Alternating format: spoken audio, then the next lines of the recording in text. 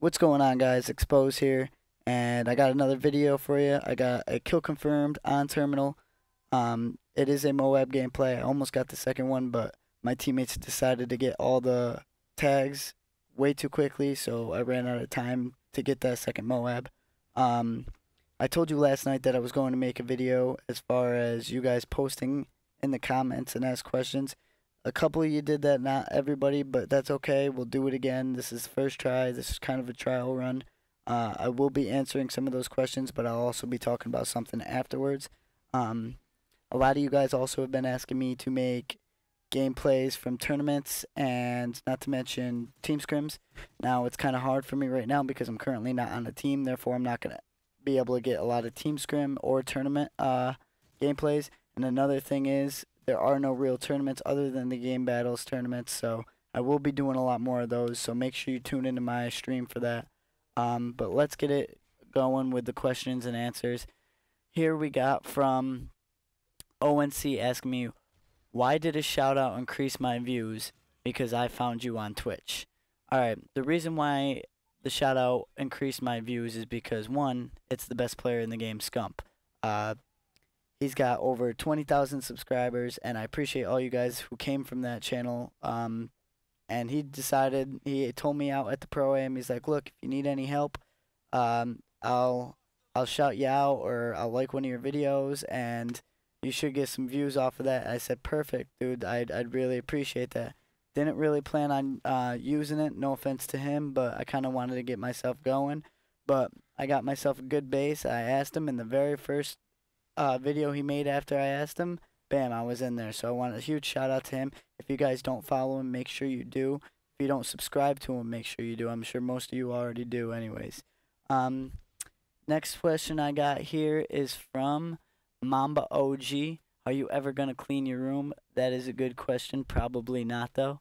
And what's my team for Black Ops 2? And if not, what team would you want to be on? Alright, as of right now, I do not have any team for Black Ops 2.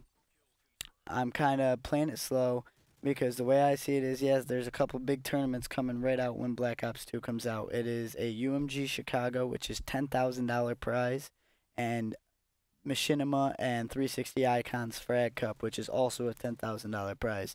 So what team am I going to have going into it?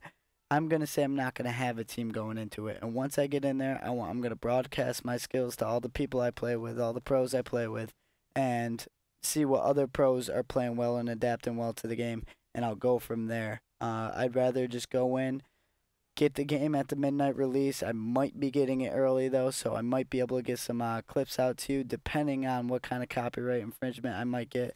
But I might be able to get some footage out to you guys before the game comes out so you guys can see how it goes.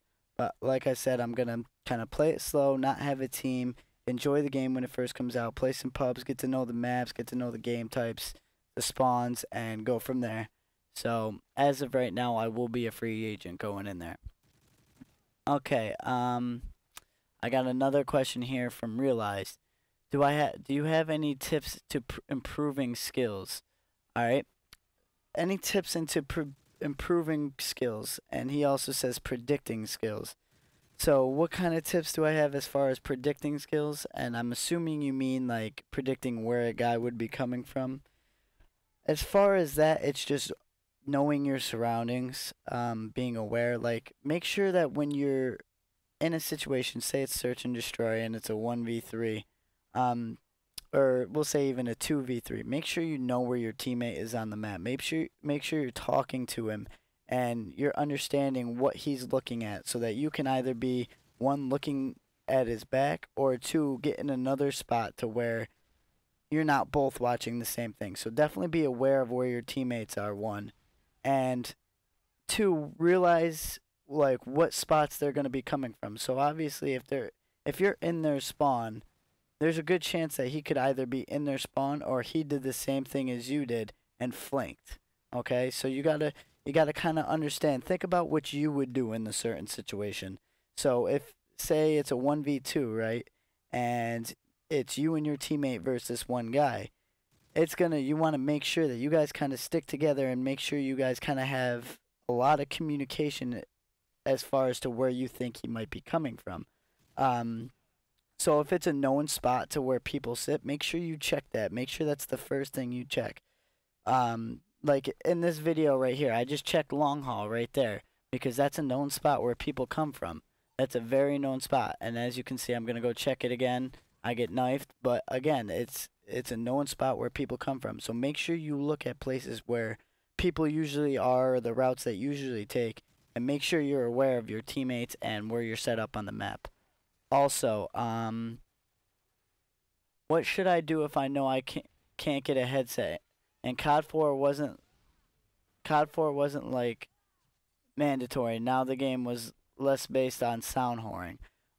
Pretty much what he's asking is, does he need a headset? What if he can't get a headset? My advice is definitely try to get one. But if you can't, I'm sure headphones like earbuds would work somewhat decent if you could plug it into your TV.